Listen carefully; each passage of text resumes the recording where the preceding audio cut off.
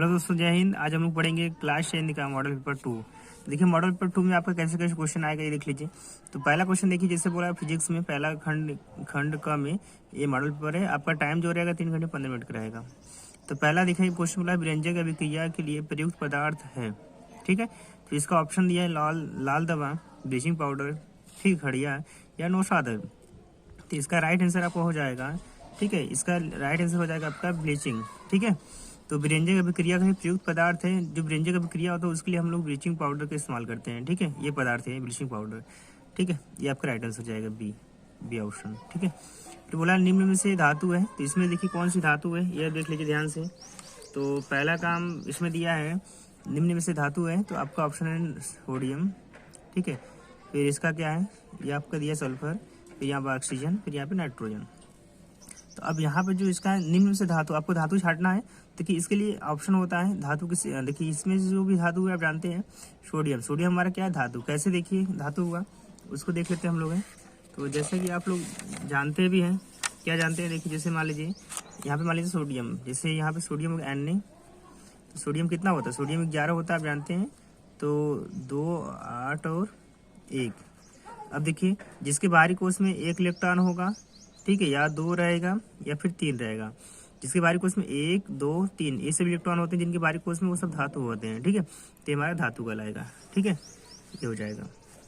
फिर इसके बाद है सल्फर, इसका देखिए ये नहीं होगा, ये भी नहीं होगा। तो इसमें धातु कौन सा है आपका, ये नाइट्रोजन। ठीक है, पहला ऑप्शन सही हो जाएगा, सोडियम आपका आंसर हो जाएगा। फिर अगला क्वेश्चन है कि मीथेन में कार्बन परमाणु के प्रत्येक 2 संयोजकताओं की दिशाओं के मध्य कोण बनाता है। ठीक है, मीथेन में कार्बन परमाणुओं की 2 संयोजकताओं की दिशाओं में मध्य कोण बनाता है। तो कितने आंसर कोण बनाता है, तो आपका राइट आंसर हो जाएगा आपका ये। ठीक है, 135 अंश और 28 मिनट ये आपका कोण बनाता है। तो जब भी क्वेश्चन ऐसे पूछे तो मीथेन में और उसके कोण पूछे तो इनके मध्य में कोण कितना होगा, 135 अंश, ठीक है, 28 मिनट, ये आपका राइट आंसर हो जाएगा। ठीक है, चलिए आगे बढ़ते हैं हम लोग हैं। चलिए नेक्स्ट क्वेश्चन देखते हैं। देखिए बोला है बिना बुझे चूने को जल में मिलाने पर होने वाले 2 अवकलनों को लिखिए। कहने मतलब है कि जो आपका बुझा चूना है उसके साथ, ठीक है, जल को मिलाने पर क्या बनता है वो आपको लिखना है। 2 नंबर का क्वेश्चन है। ठीक है, अगला क्वेश्चन है कि बोला धातुओं के कोई ऐसे 2 भौतिक गुणों पर प्रकाश डालिए जो उनकी धातुओं से उत्तम प्रदर्शित करते हैं तथा उनमें उदाहरण भी दीजिए।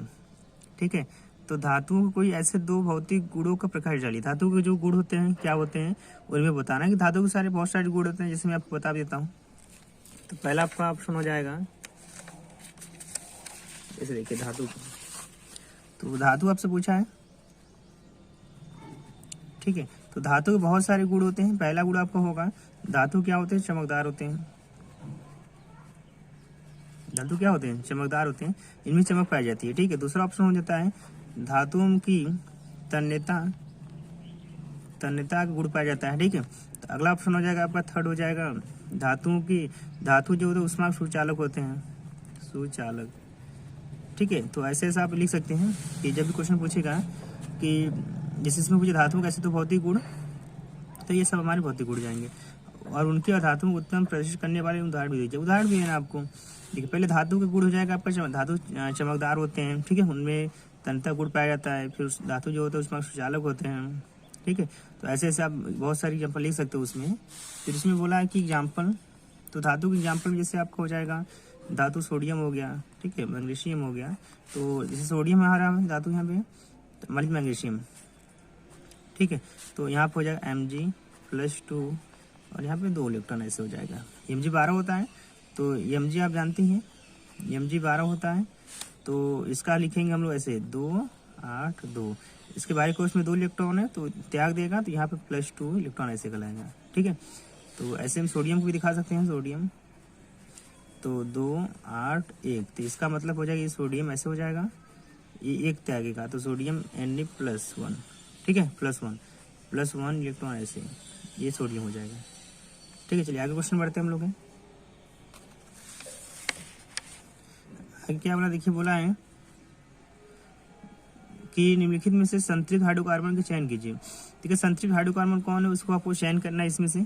ठीक है, और आपको ये बताना है कि आप जानते भी हैं संतृप्त हाइड्रोकार्बन का मतलब है कि जो एकल बंध होंगे, एकल बंध आप लोग जिससे यहाँ पे दिया एकल बंध कौन कौन होंगे आपको दिखा देता हूँ। तो जैसे हम देखिए यहाँ पे देखिए पहला क्या बोला है, एक आप लोग देख लीजिए। जैसे यहाँ पे दिया है पहला तो C5H10 ये दिया आपको, तो ये क्वेश्चन हो गया। तो अब इसमें संतृप्त होगा कि नहीं इसको देख लेते हैं। तो यह फॉर्मूला आप जानते हैं CnH2n+2, ये संतृप्त का फॉर्मूला होता है। ठीक है, इसमें बैठ नहीं देख लीजिएगा। अगर मान लीजिए कार्बन यहाँ पे 5 है तो 5 रखिएगा, 5 हो जाएगा यहाँ पे। ये यहाँ पे देखिए 5 दूना 10, 10 दू 12, देखिए गलत है, ये नहीं होगा तब।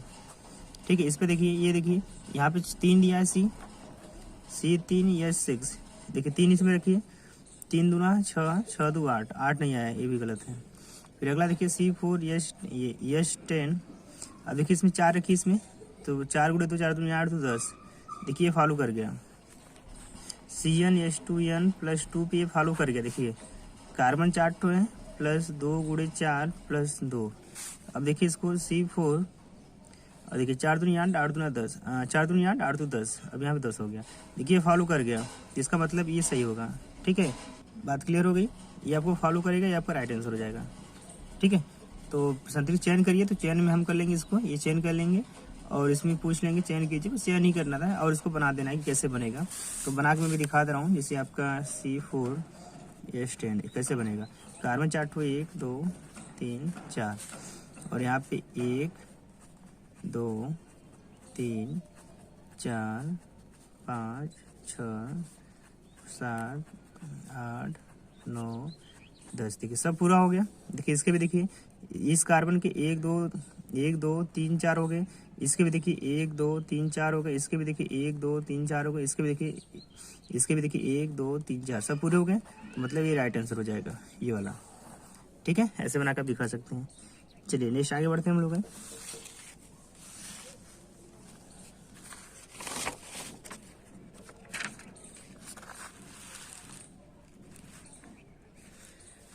चलिए देखिए इसमें क्या पूछा है, क्या कारण है कि मेंडलीव की आवर्त सारणी में, ठीक है, ये आपका है, ये जो टी है परमाणु भार इतना और आई का परमाणु भार इतना से पहले आता है। ठीक है, 2 नंबर पूछा है। तो देखिए ऐसे क्वेश्चन में आपको ज़्यादा दिमाग नहीं लगाना है, ज़्यादा कुछ सोचना उसमें नहीं है, मतलब सिंपल सा क्वेश्चन पूछा है, तो आप बस ऐसे लिख दीजिएगा कि क्या कारण है। तो उसमें आप लिखिएगा कि जो आवर्त सारणी है वो हमारा परमाणु भार पर निर्भर नहीं करता है। ठीक है, जो हमारी आधुनिक आवर्त सारणी है वो परमाणु भार पर निर्भर नहीं करता है, वो हमारा परमाणु क्रमांक पर निर्भर करता है। ठीक है, तो आप ऐसे लिख दीजिएगा कि जो इस वक्त जो हमारा आधुनिक आवर्त सारणी है वो परमाणु भार पर आधारित न होकर परमाणु क्रमांक पर आधारित है। इसलिए क्या होता है कि ये हमारा क्या होता है, आयोडीन जो होता है वो पहले आता है, और इस जो ये आपका टी है, ठीक है, ये आपका टेलेरियम जो है वो बाद में आता है। ठीक है, क्योंकि हमारा जो नया है वो क्या है, परमाणु क्रमांक के हिसाब से, परमाणु भार के हिसाब से नहीं है, ऐसे लिख लीजिएगा। ठीक है, चलिए ये देखिए, तत्वों के सही परमाणु भार ज्ञात करने के लिए मेंडलीव की आवर्त सारणी का उपयोग कीजिए। तो तत्वों का परमाणु भार ज्ञात करने के लिए मेंडलीव की मूल आवर्त सारणी का उपयोग, मूल आवर्त सारणी जो है उसका उपयोग करना है, यहाँ से आप कर लीजिएगा इसको। फिर या फिर आने के में 2 गुण बताइए, आने की यौगिकों को 2 गुण बताइए, ये भी आपको जो भी मतलब दोनों में आए वो आप कर लीजिएगा। फिर बोला है कि एल्युमिनियम क्लोराइड के निर्माण परमाणुओं के बीच इलेक्ट्रॉन के हस्तांतरण द्वारा समझाइए। तो एल्युमिनियम क्लोराइड के निर्माण परमाणुओं के बीच इलेक्ट्रॉन के हस्तांतरण, मतलब जो भी एल्युमिनियम है क्लोराइड जो होता है उसका निर्माण जो परमाणुओं के बीच जो इलेक्ट्रॉन आते जाते हैं उनको प्रदर्शित करना दिखाना है। ठीक है, फिर इस पर टिप्पणी लिखना है कि समूह या मूलक क्या होते हैं, ऑक्सीजन के ऑक्सीकरण क्या होते हैं, पीली या प्रकाश पे ज्वाला क्या होता है, मान ज्वाला। तो ऑक्सीकरण आप लिख सकते हैं अच्छे से, इस पर लिख लीजिएगा। ठीक है, इसके बाद है मक्खन एवं खाना बनाने वाले तेल के बीच रासायनिक अंतर समझाते हुए इसको परीक्षण कीजिए। आपको इस पर टिप्पणी लिखना है अच्छा खासा। या फिर बोला है कि निम्न विक्रियाओं को उदाहरण से लिखिए। उदाहरण मतलब कि ये क्या होता है, हाइड्रोजन ऑक्सीजन क्रिया क्या होता है, ये प्रतिस्थापन क्रिया क्या होती है, सामनीकरण क्या होती है, उसका उदाहरण देकर और उसका वो डिफिनेशन आपको लिख देना है। ठीक है, फिर अगला आपका है ब्यूटेनाइट अम्ल और दुर्बल अम्ल क्यों है, मतलब कि जो ब्यूटेनोइक अम्ल है वो दुर्बल अम्ल क्यों है, ये आपको बताना है। ठीक है, 1 नंबर क्वेश्चन है। ठीक, ये आपका पूरा फिजिक्स हो गया। अब आपका सेकेंड क्वेश्चन, अब आपका अब खंड क में देखिए क्वेश्चन कैसे आते हैं।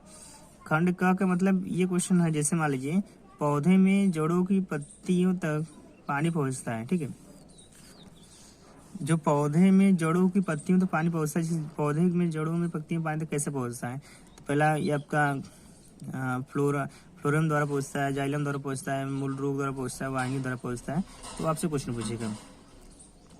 तो अगर देखिए पौधे में जड़ों में पत्तियों तक पानी पहुंचता है, ये किसके द्वारा होता है? ये आपका होता है जाइलम द्वारा, ये होता है जाइलम द्वारा, ठीक है। ठीक है, ये नेक्स्ट क्वेश्चन क्या बोला है? परिवर्ती क्रिया का उदाहरण है प्रतिवर्ती। तो पहला हृदय का धड़कन है, रुचिकर प्रसंचरण है, या आपका है पलक झपकना, या सभी है। तो ये जो है प्रतिवर्ती क्रिया जो होता है, ये आपका उदाहरण है इसका रुधिर संचरण का, ठीक है। इसका राइट आंसर हो जाएगा रुधिर संचरण। फिर अगला पूछा है कि अंडाशु उत्पन्न होते हैं। तो जो अंडाशु होते हैं कहाँ उत्पन्न होते हैं? पहला पूछा है गर्भाशय में, अंडाशय में, या फिर योनि मार्ग में, या फिर डिम्ब वाहिनी में, ठीक है। जो आपका अंडाशय है वो आपका जो भी उत्पन्न होता है वो कहाँ पर उत्पन्न होता है? अंडाशय। जिससे नाम से क्लियर है, अंडाशु उत्पन्न कहाँ होते हैं? तो अंडाशय में होते हैं बस। मटर के पौधे का क्रॉस बौनी पौधे से कराने पर प्रथम पीढ़ी में उत्पन्न पौधे होते हैं। तो देखिए इसमें देखिए क्वेश्चन बहुत अच्छा पूछा है कि मटर के लंबे पौधे का क्रॉस बौने पौधे से कराने पर प्रथम पीढ़ी उत्पन्न पौधे होते हैं। तो ये सभी बौने होते हैं या सभी लंबे होते हैं? केवल लंबे होते हैं, इनमें से कोई नहीं होते हैं। तो इसका क्वेश्चन जो है कि तो आपका इसके साथ जाएगा केवल लंबे होते हैं, ठीक है, इसके साथ जाएगा। मटर के लंबे पौधे का क्रॉस बौने पौधे से कराने पर लंबा पौधा है तो केवल लंबे पौधे ही होंगे, ठीक है, ये राइट आंसर हो जाएगा। चलिए अब क्वेश्चन अगला देखते हैं। क्वेश्चन बोला है, बड़ा अच्छा क्वेश्चन है, ठीक है। क्वेश्चन देख लेते हैं हम लोग। बोला है कि डीएनए फिंगरप्रिंट का क्या अर्थ है, इसके दो उपयोग लिखिए। तो जैसा कि आप लोग जानते हैं कि डीएनए फिंगरप्रिंट क्या होता है, तो आपको बताने की जरूरत नहीं है, आप लोग सब जानते हैं। डीएनए फिंगरप्रिंट का क्या अर्थ है? डीएनए फिंगरप्रिंट का मतलब ये होता है कि जिससे जो भी जिसका डीएनए होता है उसका सबका अलग अलग होता है, ठीक है। सबकी जो डीएनए फिंगरप्रिंट क्या होती है, अलग अलग होती है। ये क्या होता है कि किसी भी स्थिति में जैसे चोर या बहुत सारे जो क्राइम होते हैं तो उनको पहचान के लिए ये फिंगरप्रिंट का इस्तेमाल किया जाता है, ठीक है। ये सब आप लोग लिख लीजिएगा, ऐसे होता है जो भी। फिर आपका खा पूछा है कि कृमि रूपी पेशरिका क्या है? पेशरिका क्या है? ये शरीर में कहाँ स्थित होती हैं? तो ये शरीर में पाई जाती है, आपको सबको पता है। और ये पूछा कि कहाँ स्थित होती है उसके बारे में पूछ रहा है, ठीक है। 2 नंबर क्वेश्चन है, इसको आप लोग कर लीजिएगा।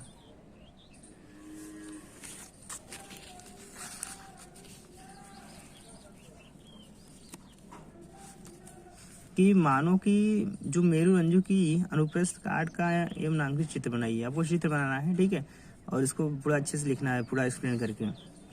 फिर ये तम्बाकू में हानिकारक पदार्थ होता है, तम्बाकू में वाली हानिकारक का विस्तार करिए, ये आपसे क्वेश्चन पूछा है, ठीक है। ऐसे आप कर लीजिएगा। फिर इस अगला क्वेश्चन आपका है ये वाला, तम्बाकू में हानिकारक पदार्थ क्या होते हैं? तम्बाकू में होने वाले हानिकारक पदार्थों का विस्तार कीजिए। तो उसमें आप लोग जैसे तम्बाकू में हानिकारक पदार्थ क्या होते हैं, तो जो मिले होते हैं, ठीक है, कि तम्बाकू में ये पाए जाते हैं, ठीक है, ये विषैले पदार्थ होते हैं, आप लोग वो लिख लीजिएगा। और ठीक है, इससे क्या क्या हानिकारक क्या होते हैं, या फिर इसमें कौन सी पदार्थ होता है, तो इसमें कैफीन उफीन पाया जाता है, तो आप लोग उसको लिख लीजिएगा ऐसे।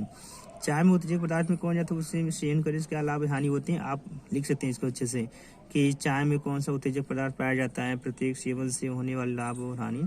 तो लाभ तो कम मिलेगा, हानि ज़्यादा मिलेगा।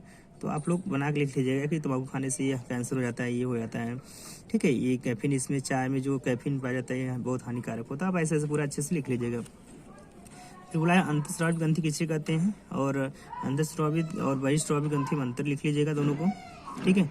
यह पादप हार्मोन्स क्या है, इसका आपको वर्णन करना है, बस कार्य लिखिए, इसका नाम और कार्य को वर्णन करिए, ये कर लीजिएगा। इसके बाद जीवन की उत्पत्ति से संबंधित प्राचीनवाद से स्वतः जनक और वाद एवं, ठीक है, जीवित सिद्धांत को परिभाषित कीजिए। जब जीवन की उत्पत्ति से संबंधित, तो जीवन की उत्पत्ति कैसे हुई उसके बारे में आपको बताना है, ठीक है। या फिर आपको ये बताना है कि प्रकाश संश्लेषण क्या है, और प्रकाशीय अप्रकाशीय प्रक्रियाओं में अंतर बताइए, और प्रकाश संश्लेषण को प्रभावित करने वाले कारकों के नाम लिखिए।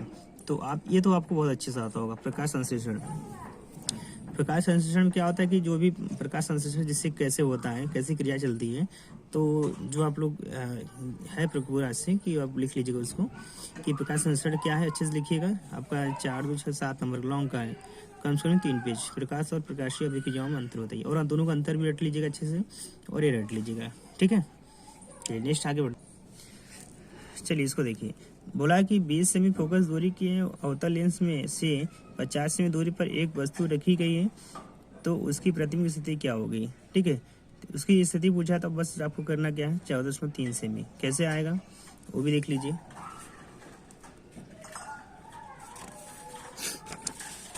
जैसे बोला आपको क्वेश्चन में है, ठीक है, बोला है कि फोकस कितना दिया आपको, फोकस दिया 20 सेमी, फिर आपको दिया है सेमी दूरी पर रखी वस्तु का प्रतिबिंब, वस्तु दिया u बराबर -50 सेमी। आप लोग जानते हैं कि 1/f बराबर होता है 1/v - 1/u। ठीक, उसमें आप रखिए फटाक से, आपका आंसर आ जाएगा।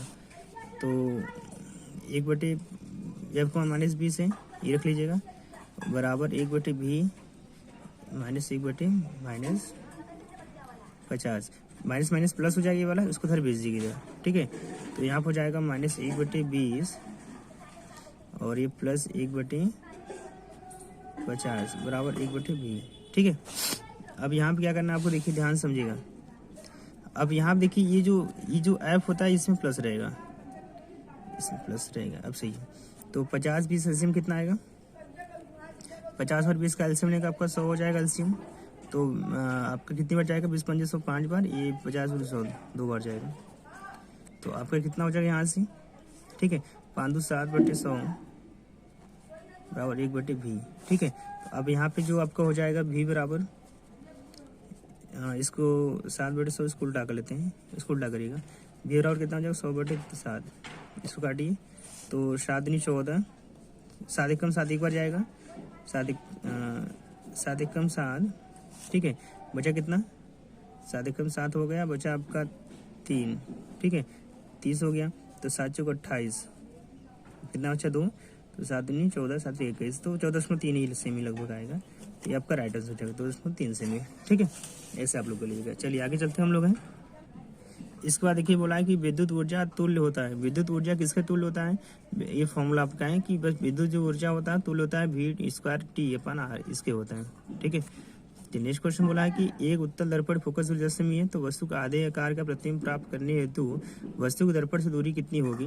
तो इसमें देखिए जब भी आपसे ये क्वेश्चन पूछेगा तो इसका राइट आंसर आपको जाएगा ग के साथ -10 सेमी।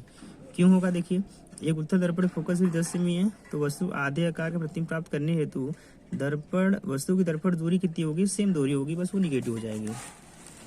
ठीक है, ऐसे हो जाएगा। फिर बोला है कि अभिदर्शक लेंस की फोकस दूरी में परिवर्तन निम्नलिखित से क्रिया क्या होगा। अभिनेत्र लेंस की फोकस दूरी में परिवर्तन निम्नलिखित की क्रिया द्वारा होता है। तो किसके द्वारा होता है, देखिए किसके द्वारा आपका होता है, ये आपका होता है, ठीक है, ये जो आपका राइट आंसर जाएगा आपका, ये देखिए किसके द्वारा होता है, तो आपका होता है कि, ठीक है, जो आपका पश्चिमी पेशियां होती हैं उसके द्वारा आपका होता है। ठीक है, तो आपका राइट आंसर जाएगा, आपका राइट आंसर जाएगा इसके साथ। चलिए फिर बोला कि अवतल लेंस द्वारा प्रतिबिंब के निर्माण का किरण आरेख बनाइए। तो अवतल लेंस द्वारा प्रतिबिंब के निर्माण का, तो अवतल लेंस को बस आपको दिखाना है आरेख बनाकर। ठीक है, प्रतिबिंब के निर्माण की किरण आरेख कोई भी दिखा दीजिए बनाकर। फिर इसमें प्रिज्म द्वारा श्वेत प्रकाश के बड़े विक्षेपण का चित्र बनाइए। तो प्रिज्म जो ऐसे प्रिज्म बनाकर उसमें बड़े विक्षेपण बिछा के ऐसे बना लीजिएगा। ठीक है, ये आपका हो जाएगा। देखिए ये क्वेश्चन बोला है कि किसी परिपथ में 6 एम्पीयर की धारा 10 सेकेंड तक प्रवाहित की जाती है, तो उस समय अंतराल में परिपथ का कुल कितने इलेक्ट्रॉन गुजरते हैं। तो आपको इलेक्ट्रॉनों की संख्या पूछा है। ठीक है, तो धारा आपका दिया है 6 एम्पीयर, समय दिया, टाइम दिया आपको 10 सेकेंड, तो प्रवाहित करने पर समय अंतराल में कितने परिपथ कुल इलेक्ट्रॉनिक संख्या होगी। तो आपको करना क्या है बेसिकली, ठीक है, इसमें आपको देखिए करना क्या। पहला आपको दिया है धारा I बराबर कितना दिया है, 6 एम्पियर। फिर इसके बाद क्या बोला है, T बराबर कितना दिया आपको, टाइम 10 सेकेंड प्रवाहित करने पर। ठीक है, इस परिपथ में कुल कितने इलेक्ट्रॉन प्रवाहित होंगे।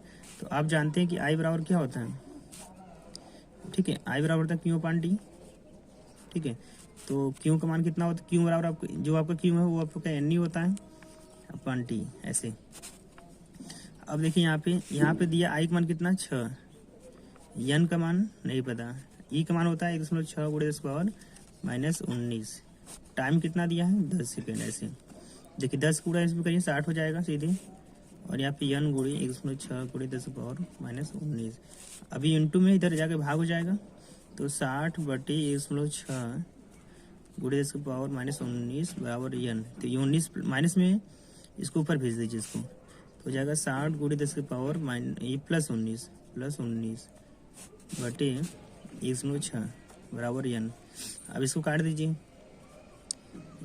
इसको काट दीजिए इसको, ठीक है।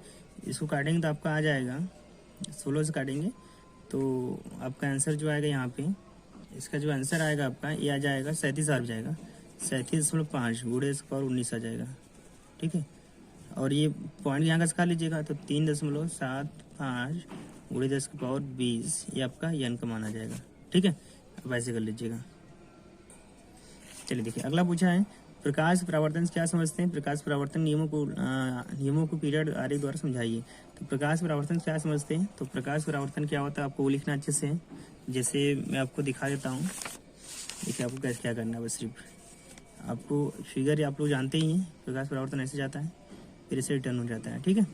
तो ये जो होता है आई होता है, ये जो होता है आर होता है। इस किरण को बोलते हैं आपतित किरण। आपतित किरण आप लोग पढ़े होंगे, मैंने अगर आपको ये देखना है तो आप मेरे उसमें प्लेलिस्ट में जाइएगा और आपको ये मिल जाएगा, ठीक है। ये आपको पूरा अच्छे से मिल जाएगा, ये पूरा बना हुआ अच्छे से मिल जाएगा, इसको आप लोग पढ़ लीजिए वहाँ से। फिर इसमें देखिए बोला ये वैद्युत बल्ब की संरचना कीजिए, तो आप वैद्युत बल्ब की संरचना भी मैंने पढ़ा चुका हूँ, उसमें मिल जाएगा। और निम्न परिपथ में ए और बी के बीच प्रतिरोध क्या होगा? तो ए और बी के बीच प्रतिरोध पूछा है, तो देखिए ये क्वेश्चन मैं बता दे रहा हूँ आपको। जैसे ए और बी के बीच प्रतिरोध पूछा है, तो पहला ए यहाँ पे है, बी यहाँ पे है। तो पहला एक काम करते हैं, हम कुल प्रतिरोध निकालते हैं पहले यहाँ से। तो आपका यहाँ पे 6 दिया है, ठीक है, ये आपका 6 हो गया, ये भी आपका 6 है, इसको जोड़ लेंगे तो कितना आ जाएगा?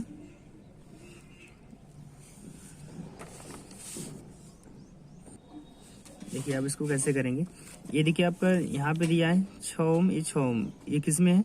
ये आपका क्या है? समांतर में है। तो आपका आ जाएगा ऐसे 1/6 + 1/6, ठीक है। इसको जोड़ेंगे तो 6 आ जाएगा, ऊपर 6 कम 6 कम 2 आ जाएगा, काट देंगे तो 1/3 आ जाएगा। इसका मतलब आर का मान कितना निकल गया? 3 ओम, ये पहला निकल गया, ठीक है। इसके बाद देखिए ये दोनों 3 आ गया। अब इस 3 के बाद देखिए अब ये 3 हो गया, अब ये 3 ओम और ये 6 ओम किस में हो जाएंगे? श्रेणी में हो जाएंगे। तो यहाँ लिखिएगा 3 ओम तथा 6 ओम श्रेणी में है, ठीक है, ऐसे श्रेणी में। तो 1 या फिर R बराबर R1 + R2, तो ये 6 और 3 6 3 9 ओम आ जाएगा। ये अब 9 ओम पूरा हो गया टोटल, तो ये पूरा 9 ओम, ये यहाँ से पूरा 9 ओम और ये 3 ओम किस में हो जाएंगे? समांतर में हो जाएंगे। तो यहाँ पर ऐसे लिखिएगा 9 ओम तथा 3 ओम समांतर में है, ठीक है।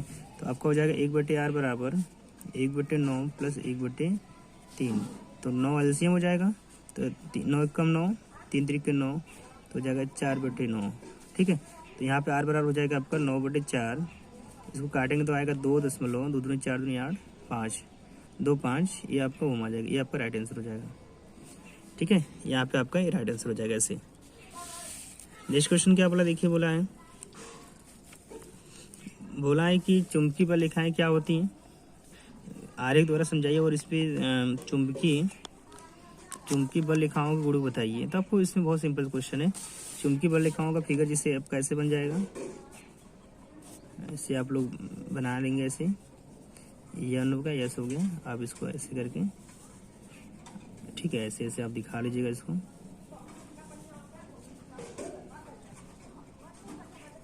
ठीक है, ऐसे ऐसे आप बना दिखा लीजिएगा। और यहाँ पे इसकी दिशा हो गया ऐसे, ठीक है। ये आपका उत्तरी ध्रुव है, उत्तरी ध्रुव, ये आपका दक्षिणी ध्रुव, ठीक है, ऐसे लिख लीजिएगा। तो ये बहुत सिंपल क्वेश्चन है, मैंने इसका वीडियो मैंने आपको प्लेलिस्ट में अपना करा चुका हूँ, आप वहाँ से वीडियो को इसको देख सकते हैं, ठीक है। मैं इसका लिंक भी इसमें दे दूँगा, आप यहाँ से देख सकते हैं। चलिए फिर मिलते हैं नेक्स्ट वीडियो में, तब तक के लिए धन्यवाद।